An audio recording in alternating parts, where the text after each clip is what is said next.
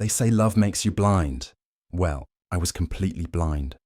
When I first met Sophia, it felt like the world finally made sense. She wasn't just beautiful, she was magnetic.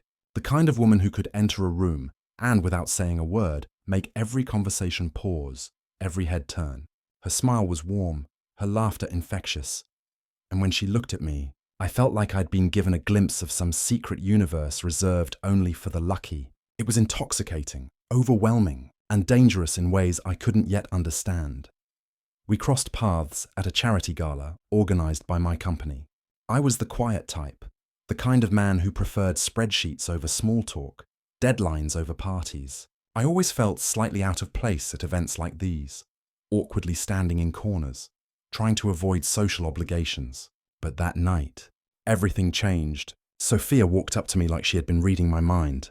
"You look like someone who doesn't belong here," she said, her voice playful, teasing. There was a confidence in her tone, a spark that ignited something inside me. For reasons I didn't understand at the time, I felt drawn to her immediately, as if the universe had nudged us together. From that first conversation, we began spending more time together. It started with small gestures, coffee breaks, casual walks in the park, late-night phone calls that turned into deep conversations about life, dreams, and ambitions. She listened to me in a way nobody ever had before. Every word I spoke felt important to her, like she truly cared. And I believed it. I wanted to believe it. Within weeks, our friendship became something deeper, something neither of us wanted to label too soon. She would send me texts during the day just to say, "Thinking of you," or surprise me with little gifts that seemed tailored to my personality. A book she knew I wanted to read, a playlist for my morning runs, even a quirky gadget for my office desk. Every gesture made me feel more connected to her, more convinced that I had found someone extraordinary, and yet, there was an intensity to her presence that I didn't recognize at first. It wasn't just love or affection. It was a magnetic pull, a force that made me lose sense of time, space, even reason. Weekends disappeared in a blur of laughter and adventures. She would show up at my office with coffee in hand, casually helping me organize my small tech business, giving me advice on marketing, clients, even coding tips. Her interest in my work felt like validation, like she was investing in me as much as I was investing in her. People around us noticed too. My friends often joked, "You're smitten," but I didn't care. I felt like life had handed me a gift, a partner who understood me, who completed me. Every moment spent with her felt cinematic, a perfect scene straight out of a movie. I remember thinking, this is it. This is the person I've been waiting for. But looking back now, with the clarity that heartbreak brings, I realize how dangerously perfect everything seemed. Every smile, every sweet word, every surprise had layers beneath them. The grand gestures that once felt like love were, in hindsight, carefully orchestrated. Every coincidence that brought her closer to me was part of a larger plan. A plan I had no idea I was walking into. I was blind to the cracks, blind to the lies that would eventually unravel everything. I was intoxicated by her presence, enchanted by the perfection of it all, and utterly unaware that the beginning of what I thought was a beautiful story was actually the start of a carefully constructed web, one I would eventually need to escape, and later, confront. That was the first lesson I learned the hard way. Sometimes, perfection is just a mask, and behind every flawless smile, there might be a truth waiting to destroy you.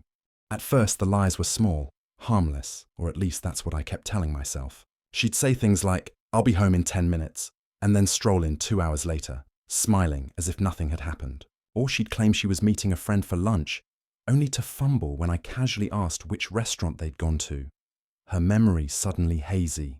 When I questioned her, she'd just tilt her head, flash that effortless smile and say, "You're overthinking again. Babe." And just like that, I let it slide, convincing myself she was simply private, that not everyone liked to share every detail of their life.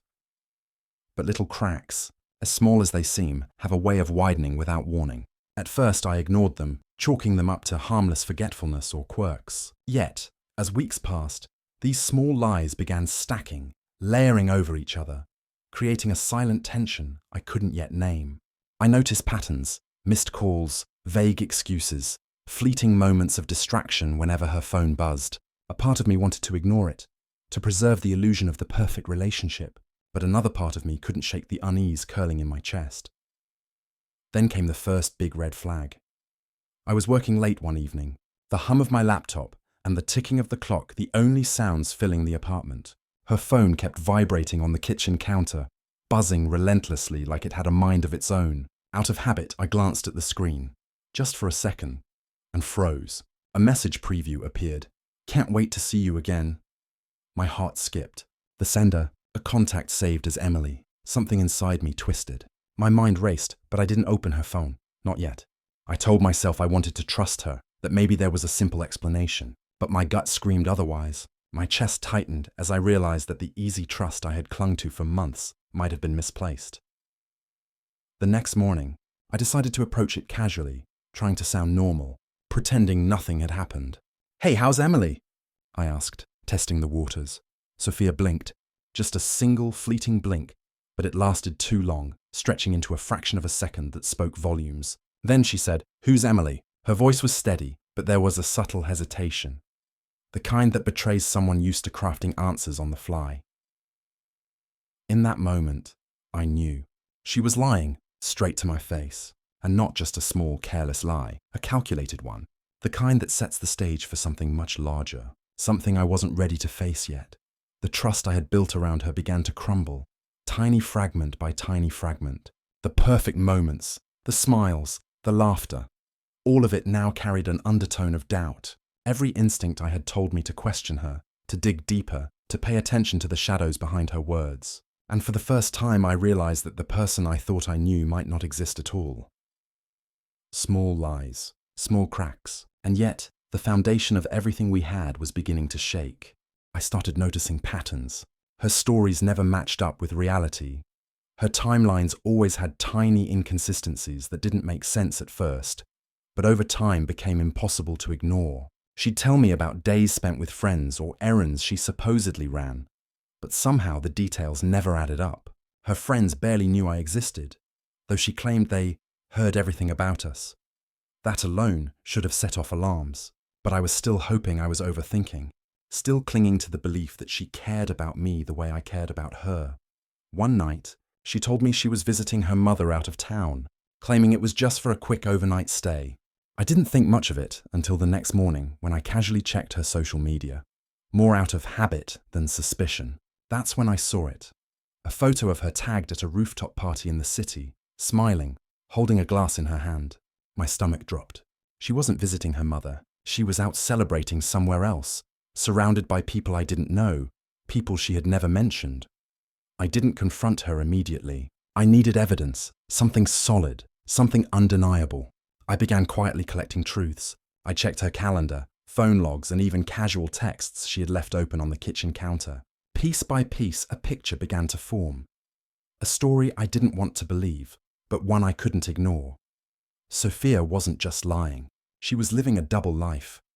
One life was the one I had believed in, where I was her loyal, hard-working boyfriend, the one she supposedly loved and trusted.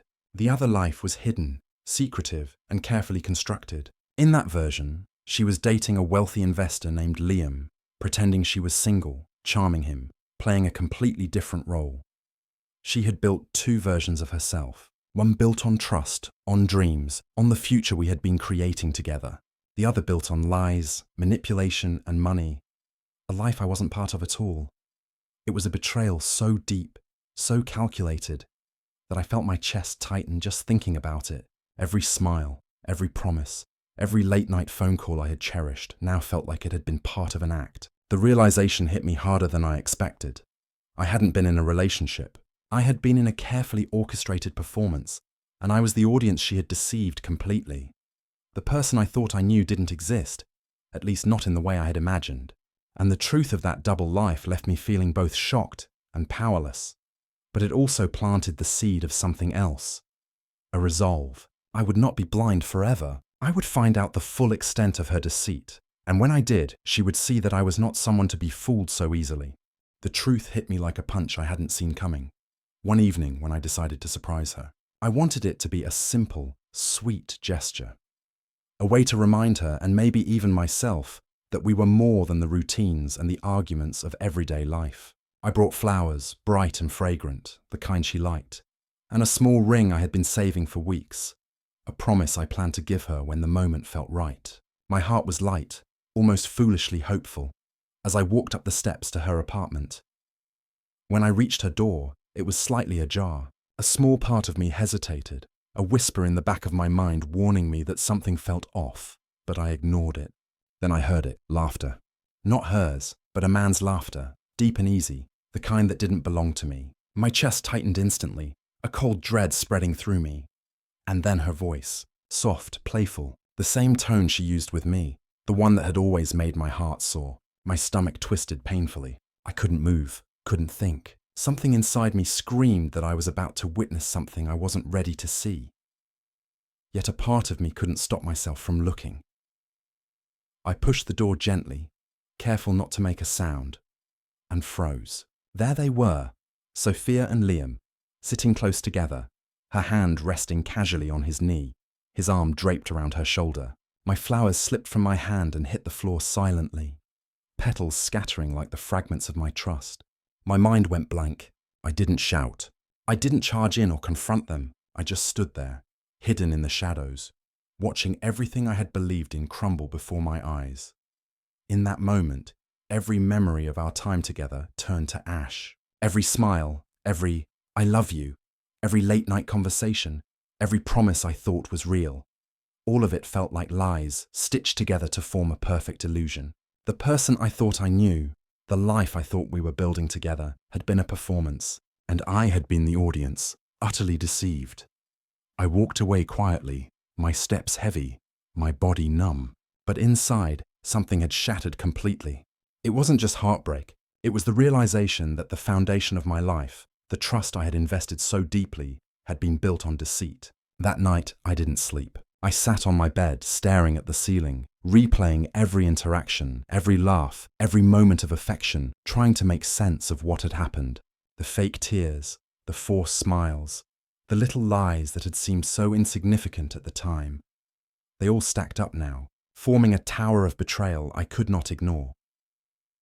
By morning, my pain had hardened into something else. Anger, maybe sadness, certainly, but above all resolve. I realized then that if she could play games, if she could manipulate and deceive with such ease, then I had the right, no, the responsibility, to reclaim my life and my dignity. I couldn't undo what had happened, but I could control what came next. I could stop being a victim and start planning my next move.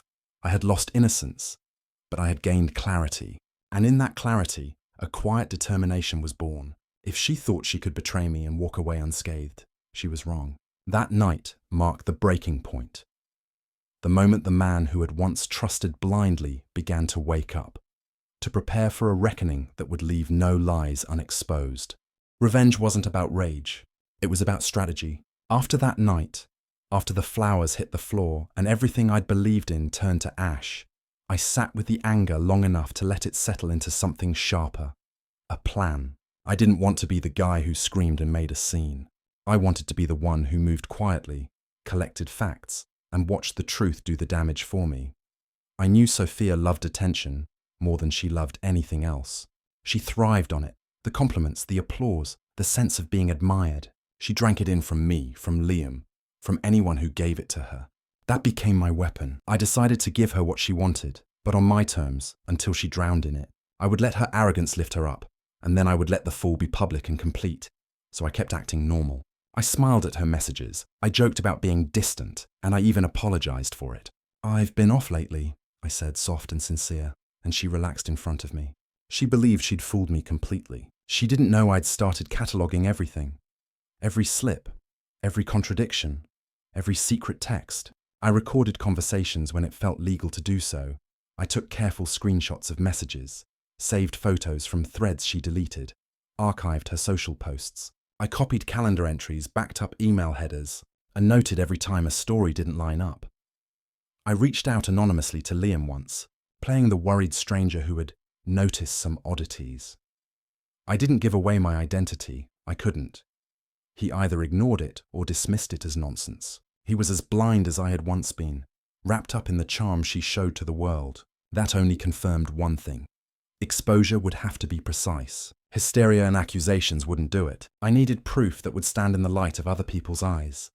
That's when I dug deeper into what she had access to. Sophia had been helping at my tech company under the pretense of doing admin and support work.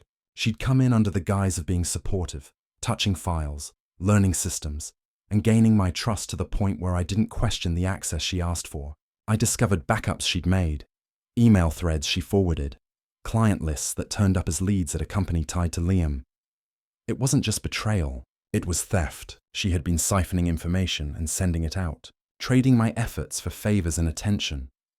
Every stolen file I recovered, every forwarded email, every timestamp that contradicted her lies, tightened the noose of evidence I was building. I organized it cleanly, chronologically, making sure each piece fit the next so there'd be no room for her excuses. I talked to a lawyer friend, not to start a fight, but to make sure anything I planned would be bulletproof. Legal boundaries mattered. I wanted the truth to stand up in court or in front of a room full of people without my voice trembling. Meanwhile, I fed her the illusion. I let her flirt with attention. I let her believe she could walk away with both her worlds intact. I smiled for photos with her, praised her in front of friends, and acted like the fool in love. She basked in it. What she didn't see was me, calm and purposeful, assembling a case out of her arrogance and her mistakes. Well, I wasn't out for petty payback. I was out to reclaim what she had taken and to show her, and everyone around her, the true cost of living a life built on lies. For weeks, I played my part perfectly. I smiled when she walked into the room, laughed at her jokes, held her hand in public, and even acted a little distant now and then to make her think I was still the trusting, easygoing boyfriend she believed she had. We went on dates, watched movies, shared dinners, and laughed like nothing had changed. All the while, I recorded every conversation, captured every contradiction, and kept track of every lie she told, quietly documenting her deceit, without her ever suspecting a thing. I gathered everything meticulously. Messages to Liam, emails she had forwarded from my system, voice notes she had left me that completely contradicted her stories. All of it was stored, organized, and ready. Each piece of evidence built a stronger case, a puzzle that, when completed, would leave no room for denial. I worked carefully with my lawyer friend, going over every angle, ensuring that when the time came to expose her, I wouldn't be accused of crossing any lines. This wasn't about revenge in the moment. It was about setting the stage for a confrontation that would be undeniable. Then came the moment to set the trap. I created a small event, a business dinner that looked casual, but had a purpose only I understood. Invitations went out to my contacts, clients, and naturally, Liam's company was included under the guise of networking. I made certain Sophia attended as my partner, while Liam showed up as a potential client, neither aware of the plan unfolding around them. The night of the dinner, I watched everything carefully, smiling politely, greeting clients, making small talk, while Sophia didn't suspect a thing. Her eyes flickered occasionally toward me, distracted, unaware of the pieces falling into place. Then, from across the room, I saw the moment I had been waiting for. Liam entering the space. The instant they locked eyes, the room seemed to shrink. Their faces went pale. Sophia froze. Her words caught somewhere in her throat. This is... She stuttered, unable to form a sentence, caught completely off guard. I smiled, calm and controlled, letting the weight of the moment hang in the air. Liam, meet my girlfriend. You might already know her from somewhere, I said, my voice steady, almost casual. The silence that followed was deafening. Conversations around them continued, glasses clinked, but in their little corner of the room, time had stopped. I watched them both struggle to find footing, the lies, the deceit, the double lives, everything finally colliding in front of my eyes. This wasn't just exposure. This was the moment where control shifted, where the games she had played for months started to unravel, and I realized the long wait, the careful planning, and the silent patience were all finally paying off.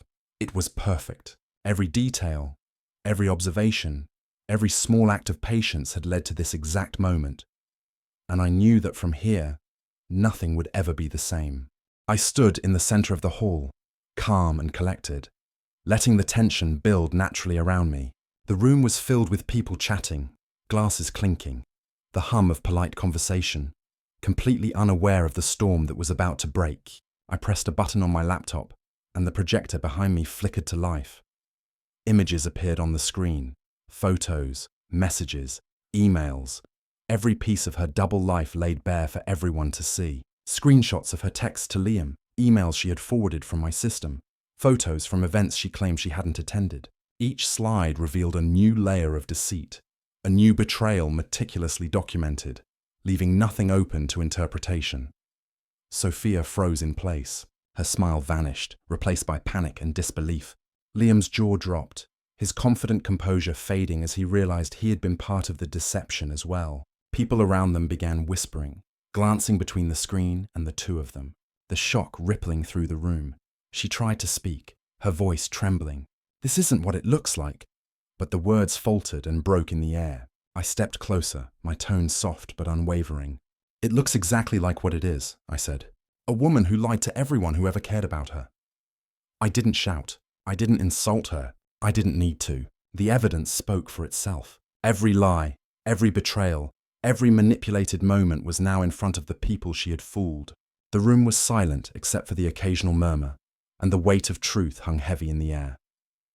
Liam left without a word, his face pale, shoulders tight with embarrassment and anger. Sophia ran from the room, tears streaming down her face.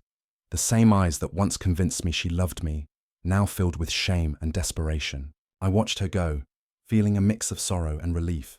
The exposure was complete. The web of lies she had built, the lives she had manipulated, all crumbled in front of the people who mattered.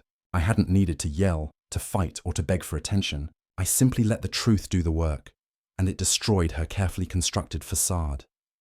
In that moment, I realized that revenge wasn't about rage or humiliation. It was about clarity, about reclaiming what had been stolen and allowing justice to unfold naturally. The silence that followed was deafening, but it carried a sense of finality. Everything she had tried to hide was gone, and the world now saw her for who she truly was. For weeks, I heard nothing from her. The silence was heavy, almost satisfying in its own way, a quiet confirmation that the truth had taken its course. I didn't need messages, calls, or excuses. I knew what had happened. Friends began to tell me little details, how she had lost her job, how colleagues whispered behind her back, how her social circle had started to drift away. Even Liam had cut all ties, leaving her isolated in the wake of the exposure. The world she had built on lies was crumbling, and I watched from a distance as she finally began to face the consequences of her choices. The months of planning, patience, and careful observation had led to this moment, and while part of me had expected satisfaction, there was something deeper, almost unexpected, a sense of relief. I no longer carried the weight of deception on my shoulders, no longer questioned every word she said or every glance she gave. The chaos she had created had been contained, measured, and ultimately exposed, and the balance had shifted back to where it should have been. Then one evening, a knock at the door broke the quiet. I opened it to find her standing there, a shadow of the confident woman I had once loved. Her eyes were red, her face pale, and her hands trembled slightly as if even touching the doorknob had drained her energy. She looked broken, desperate, and for a moment, I thought I might feel something: anger, pity, regret. But instead, there was only emptiness. "I made a mistake," she whispered, her voice barely audible. "Please, I've lost everything." There was a vulnerability there I had never seen before, a rawness that came from losing control over the world she had manipulated. She looked at me, searching for forgiveness, for a way to undo months of lies, but there was nothing left to give. I looked at her, really looked at her, and for the first time, I felt nothing. The hurt, the betrayal, the sleepless nights, all of it had hardened into a quiet strength that no longer required validation or closure from her. "You didn't lose everything," I said quietly, my voice calm, steady, almost gentle. "You just lost what was never really yours." The words were simple, but they carried the weight of months of deception, planning, and heartbreak. They weren't an insult, but a statement of fact, a truth she could not escape. She said nothing, her lips trembling as if she wanted to argue, to cry, to beg. But the moment passed. I closed the door, slowly, deliberately, and the final click resonated through the empty hallway. That sound, the closing of the door, the end of her presence in my life, felt like a final, unshakable closure. I didn't watch her walk away. I didn't need to. The chapter had ended.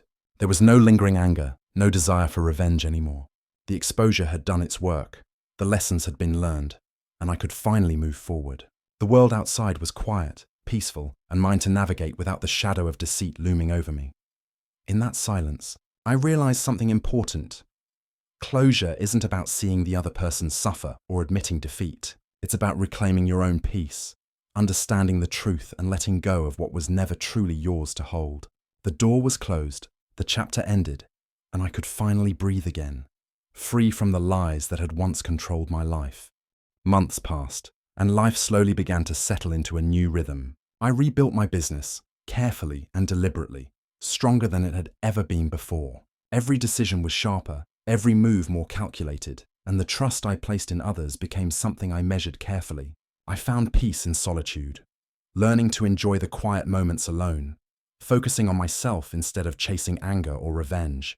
The world felt clearer, simpler, and somehow lighter. But one thing stayed with me, quietly lingering beneath the surface of each day. The understanding that betrayal doesn't destroy you. It reveals you.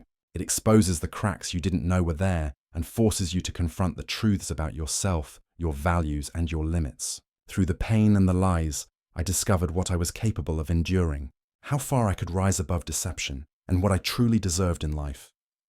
It showed me who I was, stripped of illusions, and what I should never compromise for anyone. Every promise I had trusted blindly, every smile I had believed in, and every night I had stayed awake wondering if I had been enough. All of it became part of a lesson I could carry forward. Sophia's lies might have broken me once, leaving scars that throbbed with memories of deceit. But those same lies also shaped a version of me that was resilient, cautious, and wiser than before. I could never be fooled in the same way again. Sometimes revenge isn't about payback. It isn't about exposing someone to public shame or reliving the hurt over and over. True revenge can be found in reclaiming yourself, in rebuilding your life with dignity, and in learning to stand taller after someone tried to tear you down. The satisfaction doesn't come from humiliation or anger. It comes from knowing you survived, learned, and grew. I learned to trust myself first, to value my own judgment, and to guard my heart without closing it entirely. I discovered the quiet power of patience, observation, and action. I understood that the world doesn't owe anyone fairness, but it does reward clarity, courage, and resilience. Looking back, I didn't just survive betrayal. I transformed it into strength. I understood the weight of deception, the danger of blind trust, and the importance of self-respect. Every relationship I formed afterward carried the wisdom of that experience, the awareness of what was real and what was false, and the confidence that I would never again lose myself to someone else's lies. In the end, betrayal revealed not just who Sophia was, but who I was. It showed me my boundaries, my power, and my capacity for growth. And with that knowledge, I finally found peace. I could move forward, unburdened by the past, stronger, wiser, and more certain than ever. Revenge had not come through her suffering, but through my healing, through my dignity, and through the unshakable understanding that I was enough, no matter what anyone else did. In the end, I realized something powerful. You can't control who betrays you, who lies to you, or who manipulates your trust, but you can control how you respond. That control, that calm and deliberate choice, is where true strength lies. Every moment of anger, every sleepless night, every doubt and suspicion can either consume you or guide you. I chose the latter, and it changed everything. Sophia's truth destroyed her because it was built on lies. Every manipulation, every secret, every betrayal eventually came to light, and she faced the consequences she had spent months avoiding. Her world, carefully constructed on deceit, collapsed under its own weight, and there was nothing she could do to stop it. The exposure wasn't cruel. It was inevitable, a natural result of living dishonestly. My truth rebuilt me because it was built on pain and honesty. Every heartbreak, every sleepless night, every moment of doubt became fuel for growth. I didn't allow myself to be consumed by hatred or bitterness. I took what happened, faced it head on, and transformed it into something constructive. Strength, clarity, and self-respect. I realized that the power to overcome lies not in retaliation, but in resilience. So if you've ever been lied to, cheated on, or played, don't waste your energy chasing revenge. Don't let anger dictate your actions, or let bitterness steal your peace. Instead, observe, gather clarity, and let the truth do its work. Lies, no matter how cleverly hidden, will eventually unravel. Deception cannot stand forever when faced with patience, evidence, and the quiet strength of someone who refuses to be fooled again. When it comes to karma, the lesson is simple but profound. The truth always destroys the lie. It doesn't need shouting, confrontation, or rage. It works quietly, methodically, and inevitably. What is hidden eventually comes to light, and what is false eventually collapses. The universe has a way of balancing the scales, and sometimes the most powerful revenge is allowing the natural course of honesty and integrity to take its place. I learned that the real victory isn't in humiliating someone else. It's in reclaiming your life, protecting your peace, and emerging stronger, wiser, and more self-assured. It's in knowing that no matter what anyone else does, your integrity, your clarity, and your truth remain untouched. So remember, when betrayal comes knocking, when deception tries to shake your foundation, don't panic. Don't rush to act in anger. Let the truth unfold, let the evidence speak, and let time reveal the reality. Lies crumble under their own weight, and honesty rebuilds what betrayal tries to destroy. That's the power of patience, of clarity, and of choosing to rise above. In the end, the lesson is clear. You can't control the lies others tell, but you can control your response, your actions, and your growth. The truth will always find a way, and when it does, it has the power to destroy deception, restore dignity, and set the world right.